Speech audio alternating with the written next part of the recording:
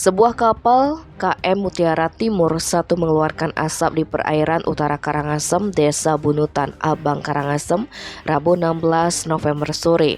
Kepulan asap diduga berasal dari ledakan kendaraan di kapal tersebut.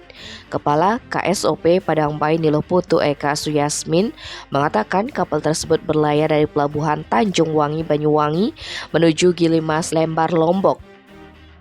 Kapal yang mengangkut 236 penumpang dan 25 kru itu tiba-tiba mengeluarkan asap, diduga akibat kendaraan dalam kapal meledak. Sebanyak 258 orang di dalam kapal sudah berhasil dievakuasi, sedangkan 3 lainnya belum diketahui informasinya. Eka Suyasmin menyebutkan dari 258 orang tersebut, 250 diantaranya dibawa ke Banyuwangi, sedangkan 8 lainnya dibawa oleh nelayan ke daratan Kecamatan Abang. Evakuasi dilakukan oleh tim SAR gabungan. Tim Bali Express melaporkan.